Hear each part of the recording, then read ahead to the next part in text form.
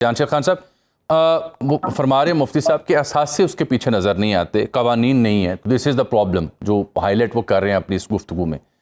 ये इस फतवे से क्रिप्टो करेंसी का कारोबार पाकिस्तान में किस हद तक मुतासिर हुआ है या हो सकता है, and what is your rational जो एतराज़ उठाया जा रहा है इसके ऊपर?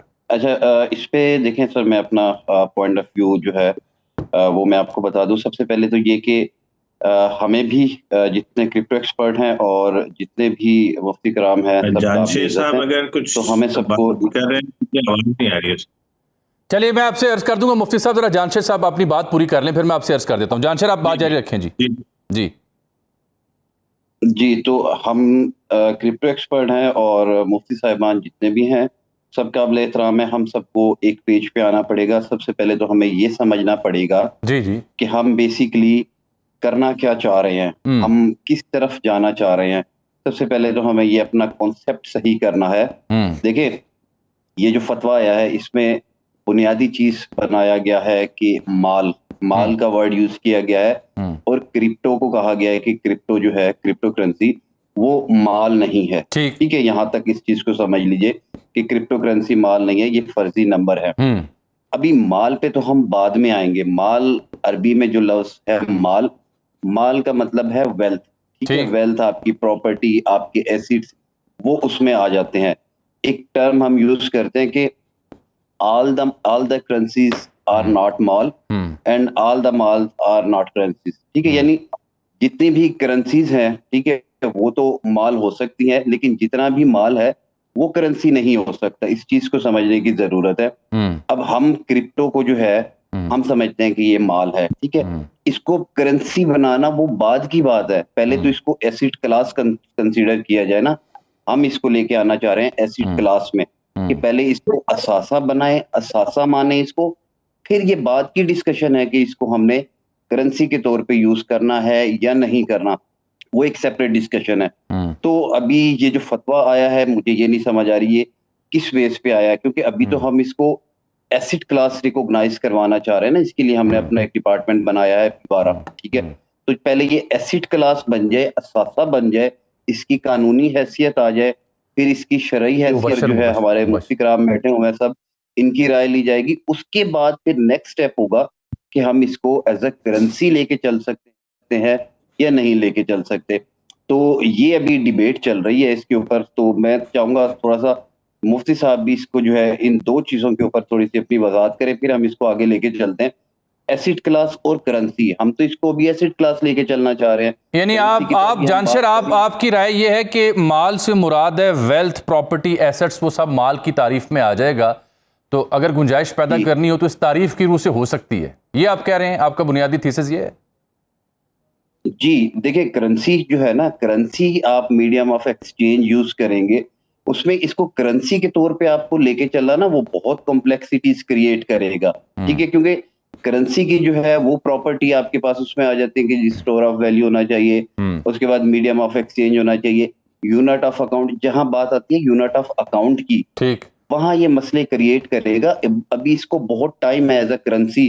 देखिए, यूरोप हमसे 100 साल आगे चल रहा होता है। अभी तो यूरोप में ये एज अ करेंसी नहीं यूज हो रहा, एज एन एसेट यूज हो रहा है, as an investment asset use हो रहा है, ट्रेडेबल एसेट यूज हो रहा है। वो इसको एज अ करेंसी नहीं यूज कर रहे अपने बैंकिंग सिस्टम का। चलिए मुफ्ती साहब से जान लेते हैं ना, फिर ये आपने बड़े अहम दो निकात जानशेर हाईलाइट किए हैं।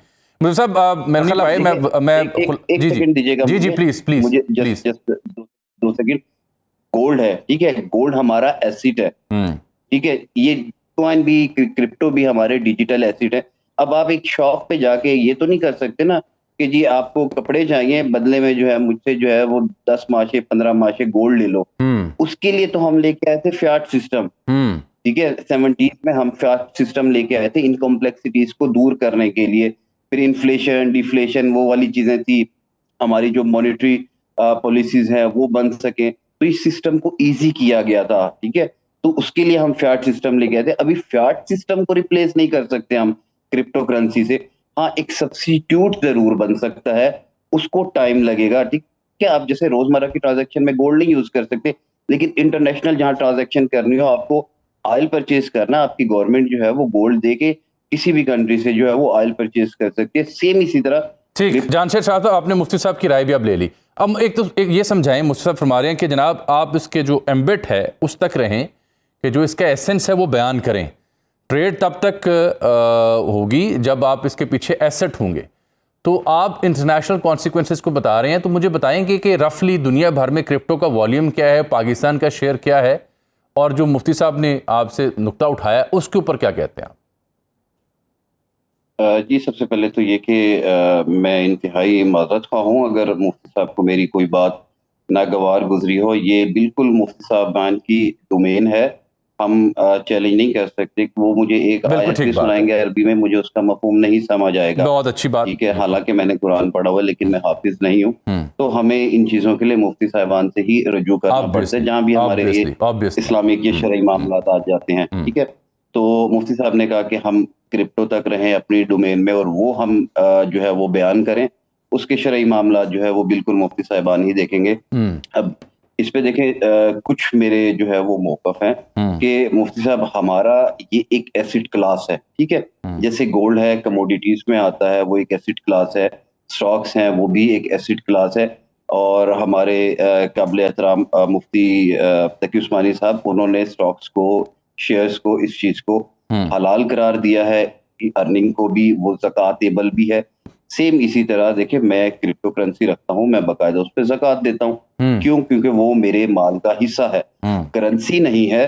लेकिन मैं समझता हूँ अपने नाकिस नॉलेज के हिसाब से कि इस पे मुझे ज़रूर मेरे उलमा इकराम जो है वो मुझे गाइड कर देंगे। लेकिन मैं समझता हूँ कि ये मेरा एसिड है। ठीक है, सेम लाइक जो है गोल्ड, सिल्वर, उस तरह से ये मेरा एसिड है। स्टॉक्स पे भी हम अपना जो है वो रखते हैं, जितने भी स्टॉक्स होल्ड कर रहे हैं उस पे भी हम अपनी ज़कात देते हैं, कैश पे भी देते हैं। तो सेम इसी तरह मैं अपनी जितनी क्रिप्टो रखता हूँ उस टाइम पे जितनी उसकी वैल्यू होती है तो मैं उस पे ज़कात देता हूँ, बिल्कुल देता आ रहा हूँ चलिए 3-4 साल से। नंबर 1, ठीक है, तो मैं इसको समझता हूँ ये एसिड क्लास है। अब जो भी कोई एसिड क्लास होती है लाजमी नहीं है वो बैक हो जाए गोल्ड से या उसके बैक पे आके गवर्नमेंट खड़ी हो जाए। मुझे जिस तरह से एक सवाल है, मासूमाना सवाल मेरा, गोल्ड को किस चीज की बैकिंग है? किसी चीज की बैकिंग नहीं है ना। गोल्ड अपनी इंट्रिंसिक वैल्यू खुद ड्राइव कर रहा है, नायाब है, मिंट होता है, लिमिटेड सप्लाई है, लोगों का ट्रस्ट है। ये कुछ उसके प्रॉपर्टीज हैं जिसकी बेस पे गोल्ड जो है वो अपनी इंट्रिंसिक वैल्यू ड्राइव करता है। सेम इसी तरह जब आ जाते हैं आप स्टॉक पे, तो स्टॉक्स अपनी इंट्रिंसिक चलिए वैल्यू ये एक तो मेरा ख्याल ये है कि अच्छी बात ये है कि इस पे उलमा इकराम जो हैं और आप जैसे जो एक्सपर्ट्स हैं ये मुकालमे में आ रहे हैं।